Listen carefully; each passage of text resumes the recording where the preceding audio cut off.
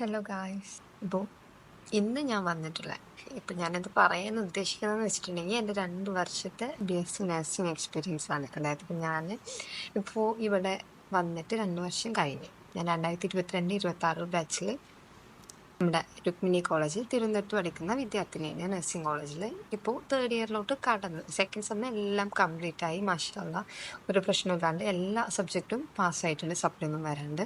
അപ്പോൾ ഈ ഒരു 2 വർഷത്തിൻ്റെ എക്സ്പീരിയൻസ് എങ്ങനെ ഉണ്ടായിരുന്നു എനിക്കെന്നുള്ള കാര്യമാണ് പറയാൻ പോകുന്നത്.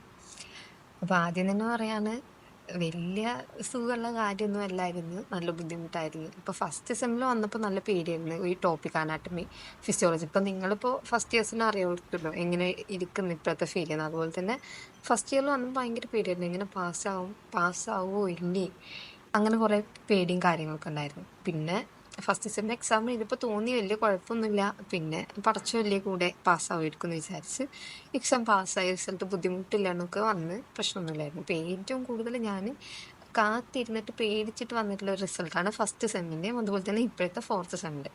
കാരണം ഫോർത്ത് സെമ്മിൽ എനിക്ക് ഫാർമക്കോളജിയൊക്കെ കുറച്ച് ബുദ്ധിമുട്ടായിരുന്നു, ഞാൻ പറഞ്ഞുതരാം പിന്നെ കുറച്ച് കഴിഞ്ഞിട്ട്. ഇപ്പോൾ ഫസ്റ്റ് സെമ്മിൽ വന്ന സമയത്ത് ഇതുപോലെ തന്നെ ഹോസ്റ്റലായിട്ട് അഡ്ജസ്റ്റ് ചെയ്യാൻ കുറച്ച് ബുദ്ധിമുട്ടുണ്ടായിരുന്നു. കാരണം ഞാൻ മലപ്പുറത്ത് നിൽക്കുന്ന ഇപ്പോൾ ട്രിവാൻഡ്രത്തോട്ട് വന്നപ്പോൾ ഇവിടുത്തെ കാലാവസ്ഥയും, അതായത് ഇപ്പോൾ നമ്മുടെ ട്രിവാൻഡ്രം സിറ്റിയിലുള്ള കാലാവസ്ഥയും ഈ ഭാഗത്തോട്ടും രണ്ടും ഡിഫറെൻ്റ് ആണ്. ഇപ്പോഴേ ഇവിടെ പുറത്ത് കൊടുങ്കാറ്റാണ് നടന്നുകൊണ്ടിരിക്കുന്നത്. പറ്റുകയാണെങ്കിൽ കാണിച്ചിട്ട്, കാരണം ഇപ്പോൾ ഫെബ്രുവരി സ്റ്റാർട്ട് ചെയ്തിട്ടുള്ളൂ, അപ്പോഴും നവംബർ ഡിസംബറിൻ്റെ ഒരു ഫീലാണ് ഇപ്പോൾ ഇവിടെ വന്നുകൊണ്ടിരിക്കുന്നത്. തണുപ്പും കാലാവസ്ഥയും മലപ്പുറത്ത് വെച്ച് നോക്കുമ്പോൾ ഇവിടെ ഡിഫറെൻ്റ് ആണ്. അപ്പോൾ അത് കാരണം വന്ന സമയത്ത് എന്നും അസുഖം, ഹോസ്പിറ്റലും എല്ലാം കൊണ്ടും നടന്നൊരു അവസ്ഥയായിരുന്നു ആദ്യം വന്നിരുന്നത്. പിന്നെ രണ്ടാമത്തെ കാര്യം എന്ന് പറയുമ്പോൾ മാംസ് കുഴപ്പമൊന്നുമില്ല. പക്ഷെ എന്നാലും നഴ്സിംഗ് നമ്മുടെ ലൈഫിൽ ഓരോരോ ബുദ്ധിമുട്ട്, നഴ്സിംഗ് ആയതുകൊണ്ട് തന്നെ ഇനിയും നമുക്ക് ഒരുപാട് ബുദ്ധിമുട്ട് കാര്യങ്ങളൊക്കെ വരുന്നുണ്ട്. അപ്പോൾ അതിനൊക്കെ ഒന്ന് ഓവർകം ചെയ്യാൻ വേണ്ടിയിട്ട് അവർ നേരത്തെ പ്രിപ്പയർ ചെയ്യുന്നതാണ് തോന്നുന്നത്. അതിനനുസരിച്ച് നല്ല വഴക്കും കാര്യങ്ങളും, നല്ല സ്ട്രിക്റ്റ് ആണ് നമ്മുടെ കോളേജ് ഭയങ്കര സ്ട്രിക്റ്റ് ആയത് കാരണം നമുക്ക് എല്ലാത്തിനും ലിമിറ്റേഷൻസ് ഉണ്ട്. നമുക്ക് ഇവിടെ വന്നതിന് ശേഷം പുറത്ത് ഔട്ടിംഗ് ഇല്ല. ഫോണിൻ്റെ ടൈം 2 hours ആക്കി മാറ്റി. അതായത് ഇപ്പോൾ സൺഡേ ആണെങ്കിൽ മോർണിംഗ് ഒരു 10, നമുക്ക് ഇത്രയും കാലം സൺഡേസ് ഫോണെന്ന് പറയുമ്പോൾ ആദ്യമൊക്കെ 10 to വൈകുന്നേരം 6 വരെ ഉണ്ടായിരുന്നു. പക്ഷെ ഇപ്പോൾ നമ്മൾ ഫസ്റ്റ് സെമ്മ് സെക്കൻഡ് സെമ്മിൻ്റെ റിസൾട്ടൊക്കെ വന്നപ്പോൾ അത് കുറേ പേര് ഫെയിലായിരുന്നു. അതെല്ലാം കൂടെ കാരണം പിന്നെ വീട്ടിൽ നിന്ന് കുറേ പിള്ളേരുടെ പാരൻസ് പറഞ്ഞു ഫോൺ കൊടുക്കണ്ട പിള്ളേർ പഠിക്കൂല എന്നൊക്കെ പറഞ്ഞ് ഫോണിൻ്റെ സമയം ഇവിടെ മാറ്റി നമ്മുടെ ബാച്ചിന് മാത്രം, അതായത് എൻ്റെ ബാച്ചിന് മാത്രം 2 to 6 ആക്കിയിട്ട് മാറ്റി ഫോൺ. ബാക്കി എല്ലാ ബാച്ചിനും മോർണിംഗ് ടു ഈവനിങ് വരെ ഉണ്ടായിരുന്നു. അപ്പം അങ്ങനത്തെ ഫോണിൻ്റെ കുറേ ബുദ്ധിമുട്ട് കാര്യങ്ങളൊക്കെ ഉണ്ടായിരുന്നു. പിന്നെ എഴുതാനുള്ള നോട്ട്സ് ഫോണിലായിരുന്നു നമുക്ക് തന്നിരുന്നത്. പക്ഷെ നമുക്ക് ഫോൺ നോക്കിയിട്ട് എഴുതാൻ പറ്റില്ല, കാരണം ആകെ 2 മണിക്കൂർ. ബാക്കി നോർമൽ ഡേയ്സിലൊക്കെ 2 hours മാത്രമേ ഉള്ളൂ. വൈകുന്നേരം ഒരു 6 to 8 ഇതായിരുന്നു നമ്മുടെ ഫോൺ സമയം. ഇപ്പോഴും അങ്ങനെ തന്നെയാണ്. സൺഡേസിൽ മാത്രമാണ് ഇപ്പോൾ പഴയ പോലെ തന്നെ 10 to ഈവനിങ് 7 അല്ലെങ്കിൽ 7 വരെ ആക്കിയത്, ചേഞ്ച് ആക്കിയത്. ഇപ്പോൾ കുറച്ച് ഒരു 2-3 ആഴ്ച ആയിട്ടുള്ളൂ ഫോൺ സമയം പിന്നെ പഴയ പോലെ ആക്കി. അപ്പോൾ ഫോണില്ലാത്തതിൻ്റെ കുറേ ബുദ്ധിമുട്ട്, നമുക്ക് ആവശ്യമുള്ള സമയത്ത് വീട്ടിൽ വിളിക്കാൻ പറ്റില്ല, സങ്കടം എനിക്ക് ആരോടും പറയാൻ പറ്റില്ല, അങ്ങനത്തെ കുറേ പ്രശ്നങ്ങളൊക്കെ ഉണ്ടായിരുന്നു. പിന്നെ ഇപ്പോൾ കുറച്ച് കാലം മുമ്പ് നമ്മളതെല്ലാതും ഓക്കെ ആയി. ഇപ്പോൾ പിന്നെ ഒരു വർഷം കഴിഞ്ഞപ്പോഴേക്കും ഏകദേശമൊക്കെ ഓക്കെ ആയി, റെഡി ആയിട്ട് വന്നു. പിന്നെ ഫസ്റ്റ് സെമ്മിൽ നമ്മൾ പഠിച്ചിട്ടുള്ള subject anatomy, physiology, psychology, sociology. ഈ അനാട്ടമി ഫിസിയോളജി ഒക്കെ ഞാൻ ആദ്യം വിചാരിച്ചത് എനിക്ക് ബുദ്ധിമുട്ടാവുന്നു. പക്ഷേ അനാട്ടമി ഫിസിയോളജി രണ്ടും എനിക്ക് ഭയങ്കര ഇഷ്ടമാണ്. സെമ്പിളിങ്ങൻ ടെക്സ്റ്റും കൂടെ ആയതുകൊണ്ടാണോ എന്തോ എനിക്ക് ഭയങ്കര ഇഷ്ടമാണ്. അന്നും ഇന്നും അനാട്ടമി ഫിസിയോളജി. ഇപ്പോൾ ഏത് പിള്ളേർ, ഇപ്പോൾ ഫ്രഷേഴ്സ് ആരുടെ അടുത്ത് ചോദിച്ചാലും ഞാൻ പറയും അനാട്ടമി ഫിസിയോളജിയും പഠിക്കാൻ നല്ല സുഖമാണ്. നമ്മൾ ആദ്യം നമുക്ക് പറ്റില്ല എന്ന് തോന്നിയാലും പക്ഷെ നമ്മൾ പഠിച്ചു വരുമ്പോൾ നമ്മുടെ മൈൻഡിൽ നിൽക്കുന്ന വിഷയം അത് മാത്രം. പിന്നെ രണ്ടാമത്തെ സബ്ജക്റ്റ് ഫിസിയോളജി, സൈക്കോളജി. ഫിസിയോളജി അല്ല. അപ്പോൾ രണ്ടാമത്തെ സബ്ജക്റ്റ് എന്ന് പറയുമ്പോൾ സൈക്കോളജിയും സോഷ്യോളജിയും.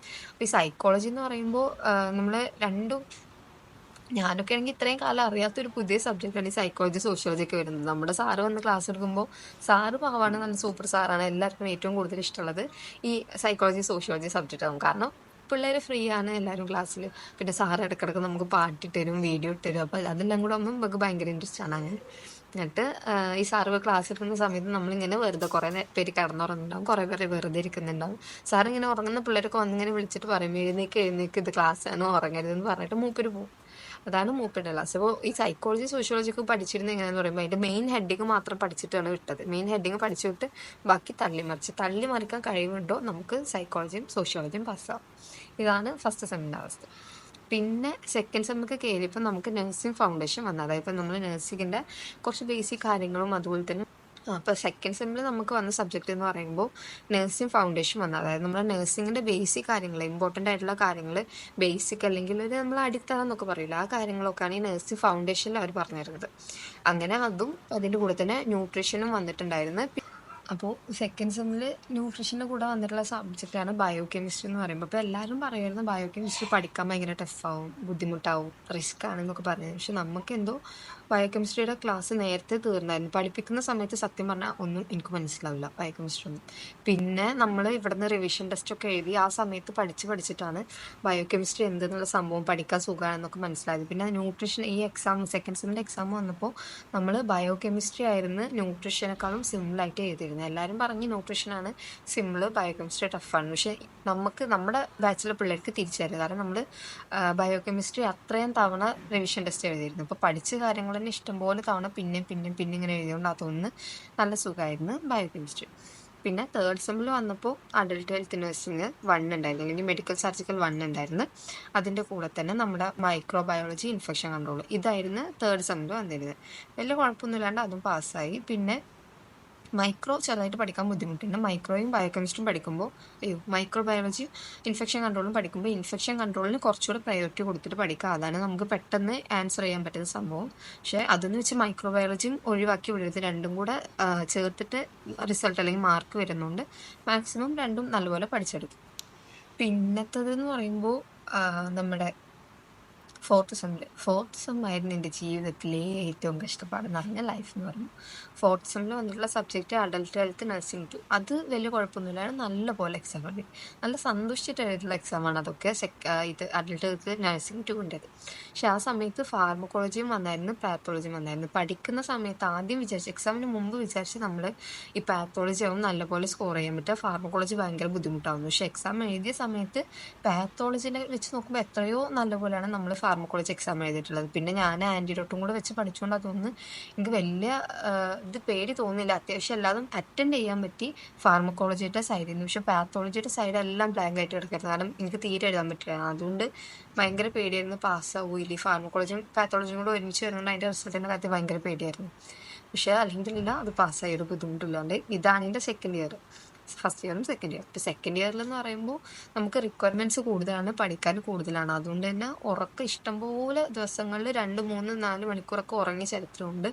അതുപോലെ തന്നെ രാത്രി പാതിരയ്ക്ക് കുത്തിയിരുന്ന് നമ്മൾ എഴുതി പഠിച്ച അങ്ങനത്തെ കാര്യങ്ങളുണ്ട്. കാരണം നമുക്ക് നഴ്സിംഗ് സ്റ്റുഡൻസ് ആയതുകൊണ്ട് തന്നെ ഇഷ്ടംപോലെ പഠിക്കാനും എഴുതാനും ഉണ്ടായതുകൊണ്ട് നമുക്ക് ആരും ഒന്നും പറയാൻ പറ്റില്ല. നമ്മളല്ല, ഞാനും അങ്ങനെ തന്നെ സെലക്ട് ചെയ്തെടുത്ത കോഴ്സ് ആയതുകൊണ്ട് എനിക്ക് വേറെ വഴിയില്ല, പഠിച്ച് പാസ്സായി ഇറങ്ങിയേ പറ്റുള്ളൂ, ജോലിക്ക് കയറി പറ്റുള്ളൂ. അതുകൊണ്ട് പിന്നെ ഇരുന്ന് പഠിച്ച് പാസ്. ഇത്രയും 2 വർഷം അൽഹംദുലില്ലാ ഒരു ബുദ്ധിമുട്ടില്ലാണ്ട് പോയി. പിന്നെ പഠിക്കുന്ന കാര്യത്തിൽ അതിൻ്റെ ഓട്ടം, പിന്നെ റിക്വയർമെൻറ്റ്സിൻ്റെ കാര്യത്തിൽ ഇഷ്ടംപോലെ ബുദ്ധിമുട്ടും കാര്യങ്ങളൊക്കെ ഉണ്ടായത്. ഞാൻ ഫയലും കാര്യങ്ങളൊക്കെ ഏതൊരു ഷോർട്സിൽ എന്തോ ഇട്ടിട്ടുണ്ട് തോന്നുന്നു. അപ്പം അങ്ങനെയൊക്കെ അതും പോയി. പിന്നെ എല്ലാവരും പറയുന്ന ഒരു കാര്യം എന്ന് പറയുമ്പോൾ നമുക്ക് സെക്കൻഡ് ഇയർ ആണ് ഏറ്റവും കൂടുതൽ ടഫ്. നഴ്സിംഗിൽ ഏറ്റവും കൂടുതൽ ടഫായിട്ടുള്ളത് സെക്കൻഡ് ഇയർ എന്ന് പറയുന്നുണ്ട്. കാരണം റിക്വയർമെൻറ്റ്സ് കൂടുതലാണ് തേർഡ് സെമ്മിലും ഫോർത്ത് സെമ്മിലും. അതുകൊണ്ട് മാത്രമാണ് പറയുന്നത്. പിന്നെ ഇതിൻ്റെ ഇടയ്ക്ക് തന്നെ നമുക്ക് RCC പോസ്റ്റിംഗ് വന്നായിരുന്നു ക്യാൻസർ സെൻറ്ററിൽ. അപ്പോൾ അവിടെ ഒരാഴ്ചത്തെ പോസ്റ്റിംഗ് നമ്മൾ ഔട്ട് പോസ്റ്റിംഗ് ആയത്, അതായത് വീട്ടിൽ പോയി നിന്നിട്ട് വരുന്ന പോസ്റ്റിംഗ് ആയതുകൊണ്ട് നല്ലതായിരുന്നു, അടിപൊളിയായിരുന്നു. പിന്നെ ഒരുപാട് പേഷ്യൻസ്, ഇപ്പോൾ നമ്മൾ വിചാരിക്കും RCCയിലൊക്കെ പോകുമ്പോൾ പേഷ്യൻസൊക്കെ ഭയങ്കര സങ്കടമായിരിക്കും, ഡള്ളായിരിക്കും, നമ്മൾ അവരുടെ എങ്ങനെ സംസാരിക്കും, എങ്ങനെ ഫേസ് ചെയ്യുന്നുള്ള പേടിയൊക്കെ ഉണ്ടായിരുന്നു. പക്ഷെ അവിടെ ചെന്നപ്പോഴാണ് മനസ്സിലായത് അവർ നമ്മളെപ്പോലെയല്ല, നമ്മളെക്കാളും ഹാപ്പി ആയിട്ടാണ് അവരുള്ള ലൈഫ്, അല്ലെങ്കിൽ ഉള്ള സമയം അവർ നല്ല രീതിക്കാണ് അവർ സ്പെൻഡ് ചെയ്യുന്നതെന്നുള്ള കാര്യം മനസ്സിലായത്. പിന്നെ RCC പോയ സമയത്ത് ഇതുപോലെ തന്നെ നമ്മൾ പോസ്റ്റിങ്ങിൻ്റെ ഇടയ്ക്ക് ഓരോരോ ടീംസ് അല്ലെങ്കിൽ ഓരോരോ പേഷ്യൻസ് പറയുന്ന കാര്യം എന്താണെന്ന് വെച്ചിട്ടുണ്ടെങ്കിൽ, ഇപ്പോൾ 2 നിയർ ബൈ, അതായത് 2 അടുത്തടുത്ത് കിടക്കുന്ന ബെഡിലുള്ള പേഷ്യൻസ് പറയാണ്, നീ എപ്പോൾ ഇങ്ങോട്ടേക്ക് ഡിസ്ചാർജ് ചെയ്യും, അല്ലെങ്കിൽ എപ്പോൾ നിന്നെ ഇങ്ങോട്ടേക്ക് ട്രാൻസ്ഫർ ചെയ്തതെന്ന് ചോദിച്ചു ഒരാളുടെ അടുത്ത് നമ്മൾ നിൽക്കുന്നതിൻ്റെ അടുക്കൂടെ. അപ്പോൾ ഞാൻ ചോദിച്ചു, ഇതെന്ത് സംഭവം, നിങ്ങളപ്പോൾ നേരത്തെ അറിയുന്ന ആൾക്കാരാണോ ചോദിച്ചു. അപ്പോൾ അവർ പറയണേ, അല്ല, നമ്മൾ 2 കൂട്ടരും വെന്റിലേറ്ററിൽ ഒരുമിച്ച് കിടന്നിട്ടുള്ള ആൾക്കാരായിരുന്നു. ഞാൻ വെന്റിലേറ്ററിൽ ഇപ്പുറത്തെ ബെഡിലാണെങ്കിൽ ആൾ വെന്റിലേറ്ററിൽ അപ്പുറത്തെ ബെഡിലായിരുന്നു. എന്നിട്ട് അവർ ഭയങ്കര കൂട്ട് സംസാരിച്ചിരിക്കും. കാരണം അവർക്കേ അറിയില്ല അവരുടെ ലൈഫ് സ്പാൻ എത്ര ഇരിക്കുന്നുണ്ട്. അതുകൊണ്ട് അവർ മാക്സിമം ലൈഫ് എന്ത് ചെയ്യുന്നത് എൻജോയ് ചെയ്തിട്ട് കൊണ്ടുപോകും. അപ്പം നമ്മൾ ഇതുപോലെ തന്നെ നമ്മുടെ ലൈഫ് ഇതുപോലെ തന്നെ അടിപൊളിയാക്കുക. നമുക്കെന്ന് പറയുമ്പോൾ പിന്നെ ഇത് ഈ പഠിക്കുന്ന സമയത്ത് പോസിറ്റീവ് ഒക്കെ നല്ല സൂപ്പറാണ്, നമ്മൾ വിചാരിക്കുന്ന പോലെ ആവില്ല. പിന്നെ നമ്മുടെ മാത്സ് സ്ട്രിക്റ്റ് ആണെന്ന് വെച്ചാൽ കുഴപ്പമൊന്നുമില്ല, എന്നാലും പോസ്റ്റിംഗ് അടിപൊളിയാക്കാം, പ്രശ്നമൊന്നുമില്ല. പിന്നെ ക്ലാസ് റൂം പഠിക്കുന്ന കാര്യത്തിൽ പഠിക്കുകയും ചെയ്യാം. സപ്ലി വന്നിട്ടുണ്ടെങ്കിൽ നമുക്ക് കുറേ ബുദ്ധിമുട്ട് കാര്യങ്ങളൊക്കെ വരുന്നുണ്ട്.